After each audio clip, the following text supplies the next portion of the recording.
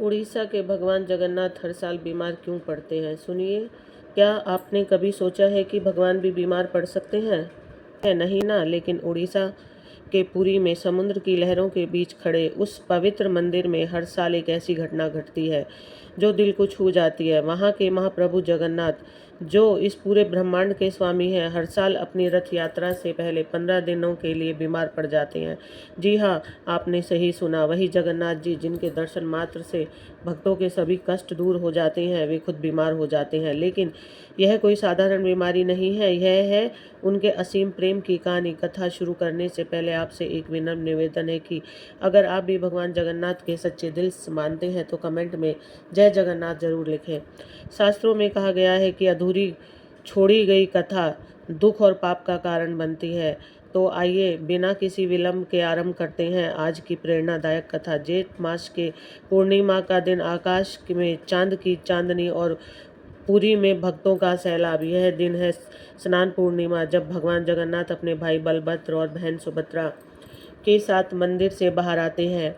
लेकिन यह कोई साधारण स्नान नहीं है, 108 स्वर्ण घड़ों में भरा गया है। पवित्र जल गंगा, यमुना, नर्मदा, गोदावरी और सिंधु के पानी से इस जल में मिलाए गए हैं।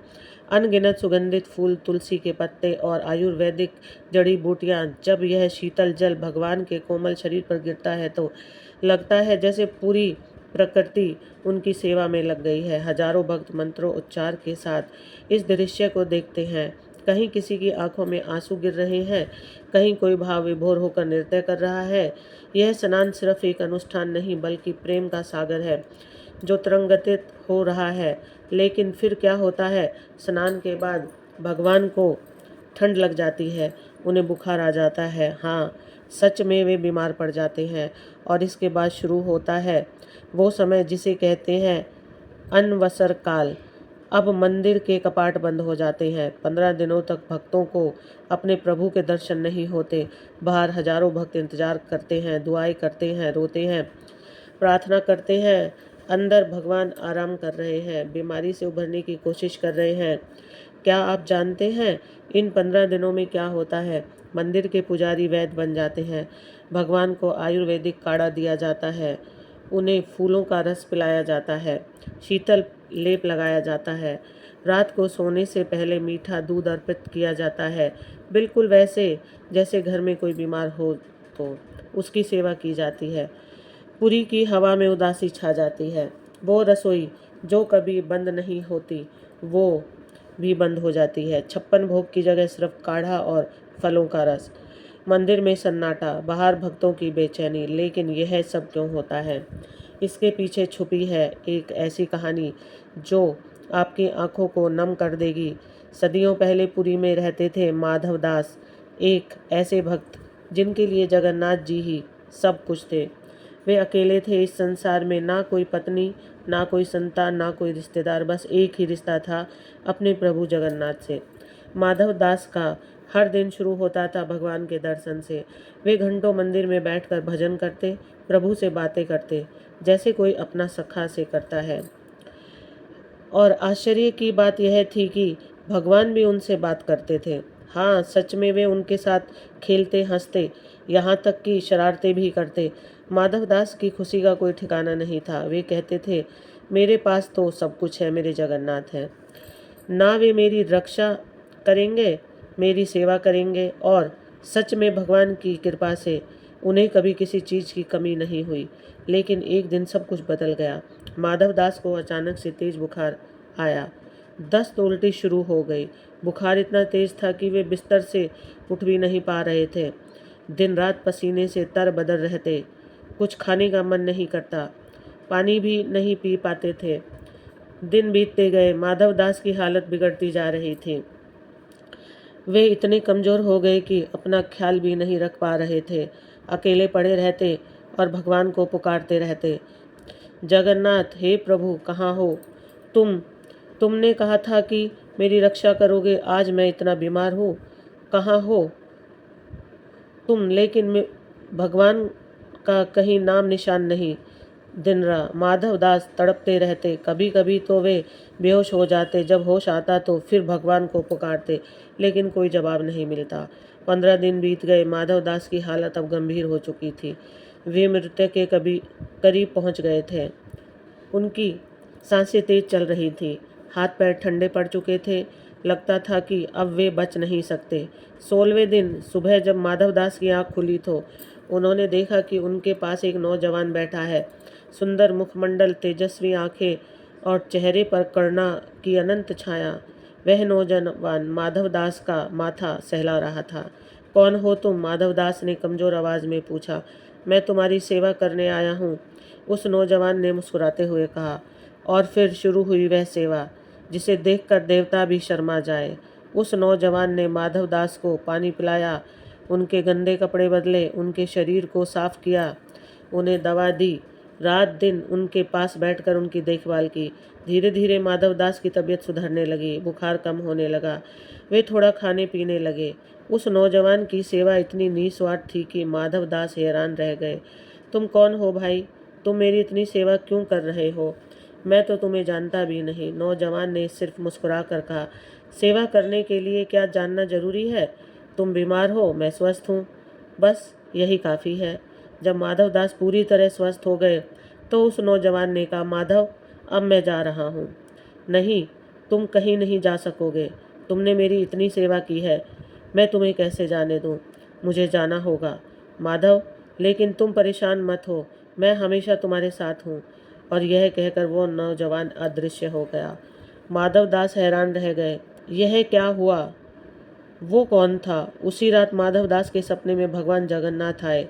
वही मुस्कान, वही करुणा भरी आंखें। माधव पहचाना मुझे। माधव दास की आंखों से आंसू बहने लगे। प्रभु, वो नौजवान, वो तुम थे? हाँ माधव, मैं ही था। तुम्हारी सेवा करने के लिए मैं स्वयं आया था। लेकिन प्रभु, आप तो भगवान हैं, आपने मेरी सेवा क्यों की? मैं तो आपका दास हूँ। भगवान जगन्नाथ की आंखों में आंसू आ गए।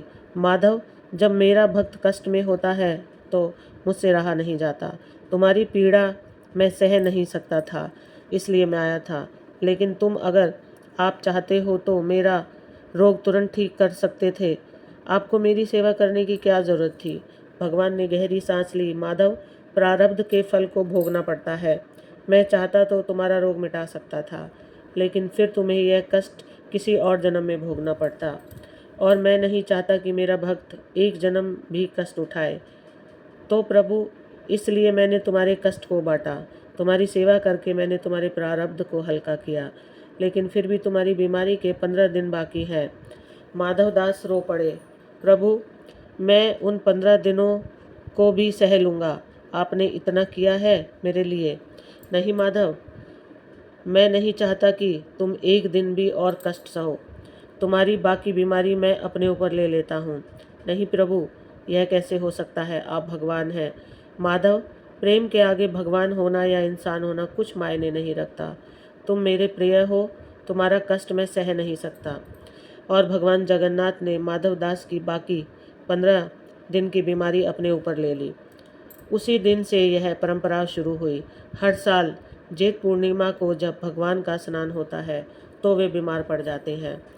15 दिन तक वे अपने भक्तों के कष्टों को अपने ऊपर लेते हैं। यह कोई काल्पनिक कहानी नहीं है, यह सच है। आज भी पुरी में यही होता है। स्नान के बाद भगवान को सर्दी बुखार हो जाता है। मंदिर के कपाट बंद हो जाते हैं। वैद्य आकर भगवान की जांच करते हैं, उन्हें दवा दी जाती है, काढ़ा पिलाया जाता है। 15 दिन बाद जब वे ठीक हो जाते हैं तो नेत्र उत्सव मनाया जाता है। भगवान की आंखें खुलती हैं, वे फिर से अपने भक्तों को दर्शन देते हैं और फिर शुरू होती है भव्य रथ यात्रा। आज जब हम इस कहानी को सुनते हैं तो कई सवाल मन में आते हैं। क्या सच में भगवान बीमार पड़ सकते हैं? क्या वे दर्द महसूस कर सकते हैं? जी हाँ, वे कर सकते हैं, क्योंकि प्रेम के आगे कुछ भी असंभव नहीं। जब आप किसी से सच्चा प्रेम करते हैं तो उसका दुख आपका दुख बन जाता है, उसकी खुशी आपकी खुशी बन जाती है। भगवान जगन्नाथ हर साल अपने भक्तों को यह संदेश देते हैं कि वे हमारे कष्टों को समझते हैं, वे हमारे दुख में हमारे साथ हैं। जब हम बीमार पड़ते हैं तो वे भी बीमार पड़ जाते हैं। जब हम दुखी होते हैं तो वे भी दुखी होते हैं। यह है उनका अनंत प्रेम, यह है उनकी असीम करुणा। इन 15 दिनों में पुरी के मंदिर में क्या होता है, यह जानना भी दिलचस्प है। सुबह जल्दी वैद्य आते हैं, भगवान की नाड़ी देखते हैं, बुखार चेक करते हैं, फिर उन्हें विशेष काढ़ा तैयार किया जाता है। तुलसी, अदरक, काली मिर्च, हल्दी और अन्य जड़ी बूटियों से। दोपहर में उन्हें फलों का रस दिया जाता है, आम का रस, मौसमी का रस या नारियल पानी। शाम को उनके माथे पर शीतल लेप लगाया जाता है, चंदन, कपूर और गुलाब जल से। रात को सोने से पहले उन्हें मीठा दूध पिलाया जाता है। दूध में केसर, इलायची और मिश्री मिलाई जाती है। पुजारी उनकी सेवा इस तरह करते हैं जैसे कोई माँ अपने बच्चे की सेवा करती है। वे बार बार जाकर देखते हैं कि भगवान कैसे हैं, उनकी सांस ठीक चल रही है या नहीं, उन्हें कोई तकलीफ तो नहीं हो रही। इन 15 दिनों में पुरी में एक अजीब सा माहौल रहता है। हजारों भक्त मंदिर के बाहर इकट्ठे होते हैं।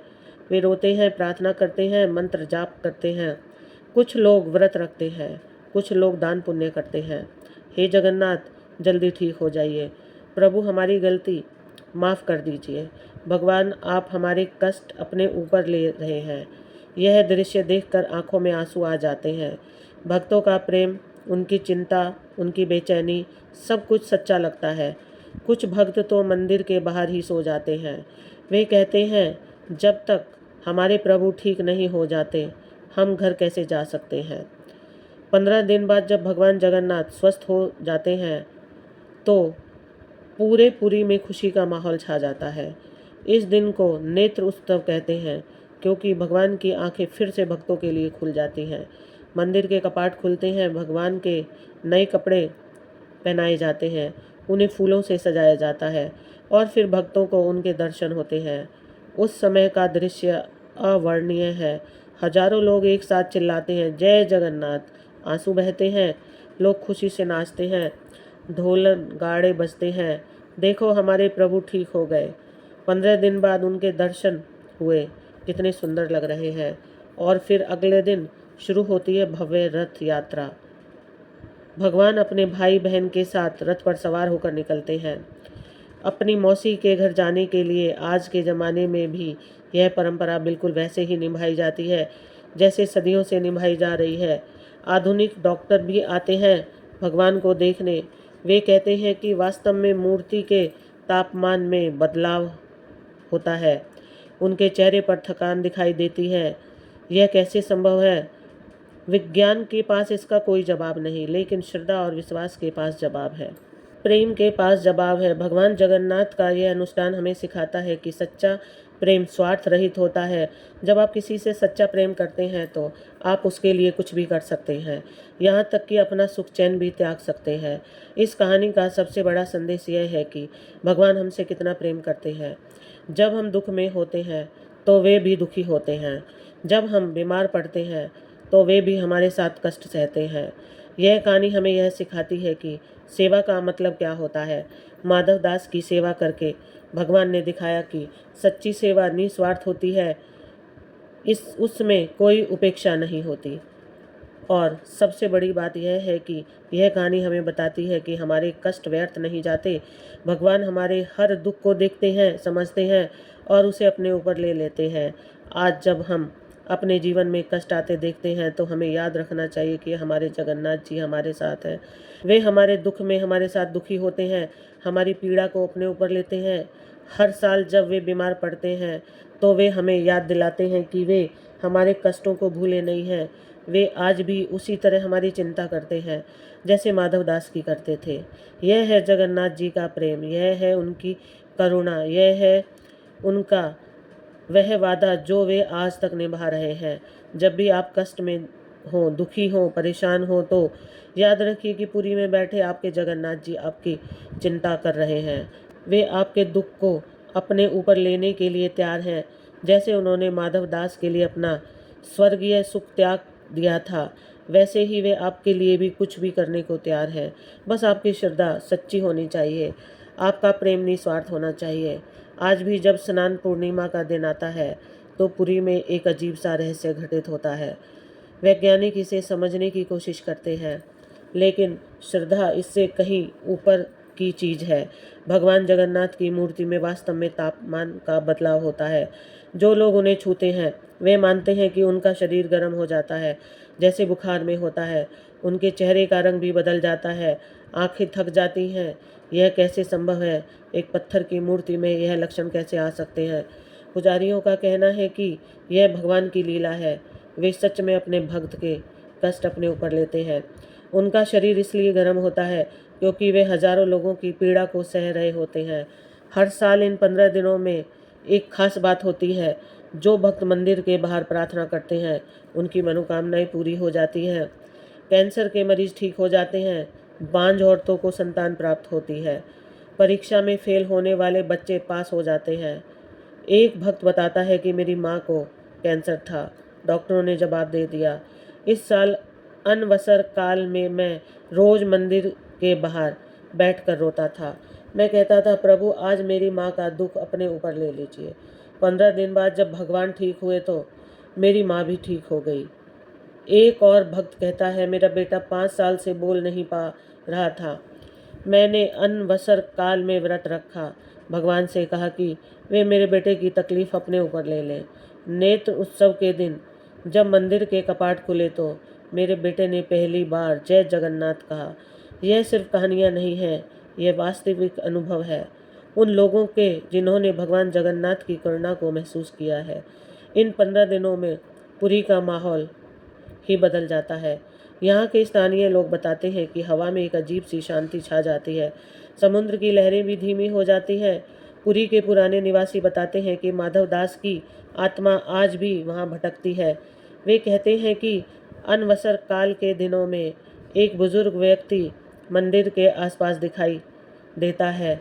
वह भगवान के लिए रोता है, उनकी चिंता करता है। वह माधव दास की आत्मा है। वे कहते हैं वो आज भी अपने प्रभु की सेवा कर रहा है। भगवान जब बीमार पड़ते हैं तो वे उनके पास आ जाता है। यह सुनकर रोंगटे खड़े हो जाते हैं।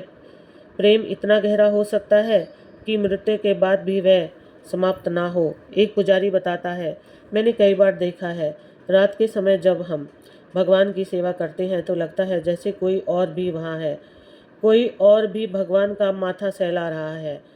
15 दिन बाद जब भगवान ठीक हो जाते हैं तो पूरी दुनिया में खुशी छा जाती है। रथ यात्रा का दिन आता है। 3 विशाल रथ तैयार किए जाते हैं, भगवान जगन्नाथ के लिए, बलभद्र जी के लिए और सुभद्रा जी के लिए। यह यात्रा सिर्फ एक उत्सव नहीं, यह जीत का जश्न है। प्रेम की जीत, करुणा की जीत, अच्छाई की जीत। लाखों लोग आते हैं इस यात्रा में भाग लेने। वह रथ खींचते हैं, नाचते हैं, गाते हैं, रोते हैं। खुशी से हमारे प्रभु ठीक हो गए, वे फिर से हमारे साथ हैं। प्रेम की जीत हुई। यह दृश्य इतना भावुक होता है कि देखने वालों की आंखों से आंसू निकल आते हैं। रथ यात्रा में भगवान जाते हैं गुड़ीचा मंदिर, यह उनकी मौसी का घर माना जाता है। यहाँ की कहानी भी दिलचस्प है। कहते हैं कि भगवान की मौसी गुड़ीचा उनसे बहुत प्रेम करती थी। जब भगवान बीमार पड़ते थे तो वह बहुत परेशान हो जाती थी। वो रोती थी, उनके लिए प्रार्थना करती थी। एक बार उसने भगवान से कहा, प्रभु आप हर साल बीमार क्यों पड़ते हो? मुझसे आपकी बीमारी नहीं देखी जाती। भगवान ने मुस्कुराकर कहा, मौसी यह मेरे भक्तों के लिए है, लेकिन चिंता मत करो, जब मैं ठीक हो जाऊंगा तो तुम्हारे घर आऊँगा। तब से यह परंपरा है कि भगवान अपनी बीमारी के बाद मौसी के घर जाकर विश्राम करते हैं। वहाँ वे 9 दिन रहते हैं। मौसी उनकी सेवा करती है, उन्हें स्वादिष्ट भोजन कराती है। यह है रिश्तों का प्रेम, यह है पारिवारिक स्नेह।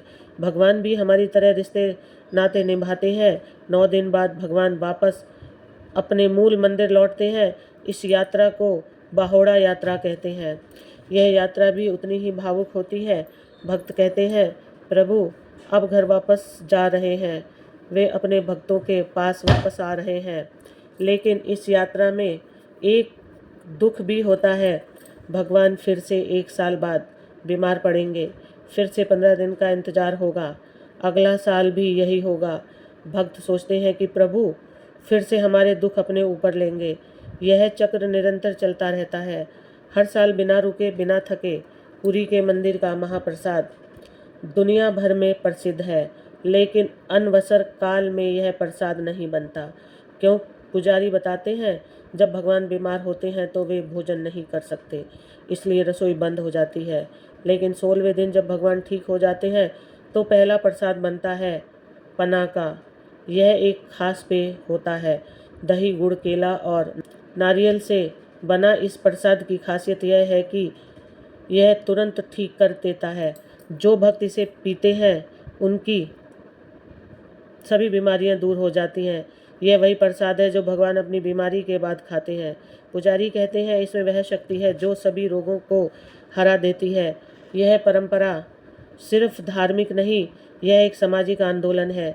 यह लोगों को संवेदनशील बनाती है, एक दूसरे की परवाह करना सिखाती है। पुरी में इन 15 दिनों में अपराध की दर शून्य हो जाती है। कोई झगड़ा नहीं करता, कोई चोरी नहीं करता, सभी एक दूसरे का ख्याल रखते हैं। जब हमारे भगवान बीमार हैं तो हम कैसे बुरा काम कर सकते हैं?